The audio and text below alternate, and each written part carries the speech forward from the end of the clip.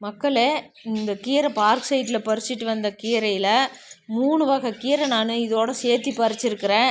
நான் எப்போவுமே தொய்யக்கீரை பொறிக்கிறப்ப எல்லா கீரையும் கலந்து போட்டு கடைஞ்சா அது ஒரு டேஸ்ட்டாக நான் இது பண்ணுவேன். ஆனால் ஒரு சிலர் தொய்யக்கீரை மட்டுமே கடைவாங்க, அது ஒரு டேஸ்ட்டு அவங்களுக்கு. எனக்கு பல கீரை கிடைக்கிற மாதிரி போட்டிருக்கிறேன். இங்கே பாருங்கள், அது என்னென்ன கீரைன்னு சொல்கிறேன்.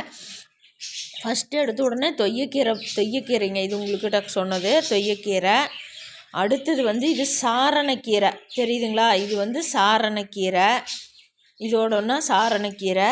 இன்னொன்று இது பைல்ஸ் வராத, இது பேர் மறந்துட்டேன், பைல்ஸ் வராது இந்த கீரை சாப்பிட்டா, இந்த ஒரு கீரைங்க. இன்னொரு கீரை குப்பைமேனின்னு சொல்லுவோம், இது பேர் பாருங்கள், குப்பைமேனி கீரை, இந்த ஒரு கீரை. இன்னொன்று பொன்னாங்கண்ணி கீரை, பாருங்கள், பொன்னாங்கண்ணி கீரை, தொய்யக்கீரை. இந்த 5-6 கீரை எல்லாம் ஒட்டுக்காக போட்டு நான் கடைஞ்சி சாப்பிடுவேன். இது எப்படி செய்கிறதுனா, ஃபஸ்ட்டு எடுத்தோன்னே ஒரு வடக்கல்லில் எண்ணெய் ஊற்றி கடுகு போட்டு, கடுகு பொரிஞ்ச உடனே சின்ன வெங்காயம், பச்சை மிளகா, ஒரு சிலர் வர மிளகா போடுவாங்க, நான் பச்சை மிளகா போடுவேன். பச்சை மிளகா போட்டு நல்லா வதக்கி ஒரு வடை சட்டியில் எடுத்து வச்சுட்டு ஒரு சருவத்தில் நல்லா கீரையை ஒரு 2-3 தடவை மண் இல்லாமல் நல்லா அலசி எடுத்துட்டு, தண்ணி கீரைக்கு கொஞ்சம் கம்மியாக வச்சு இந்த கீரையெல்லாம் உள்ளே போட்டு நல்லா திருப்பி விட்டு வேக வைக்கணும்.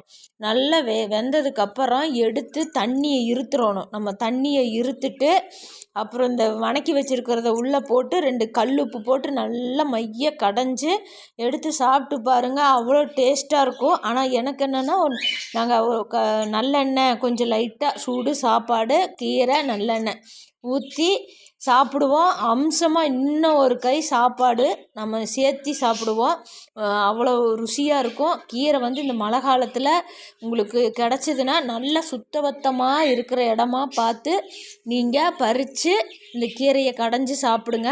வெளிநாட்டுக்காரங்களுக்கு இதோட அருமை தெரியாது.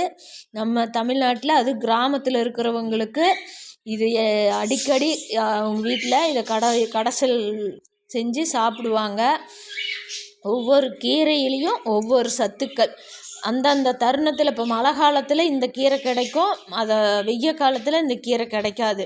அதாவது தண்ணி பாயிற இடங்களில் ஒரு சில இடத்துல இது கிடைக்கிறப்ப நீங்கள் வாங்கி பயன்படுத்திக்கிங்க மக்களே. இதில் சத்து அவ்வளோ இருக்குது. இது ஒரு சிலர் இட்லிக்கு தொட்டு சாப்பிடுவாங்க, டிஃபனுக்கு, இட்லிக்கு. ஆனால் எங்கள் வீட்டில் இட்லியை விட சாதத்துக்கு, சுடு சாதத்துக்கு இதைய கடைஞ்சி சாப்பிட்டா கீரை தீர்ந்துடும். எவ்வளோ கீரை போட்டு கடைஞ்சாலுமே கீரை இது தீர்ந்துடும். அதனால் நீங்கள் சாப்பிட்டு எப்படிங்கிறத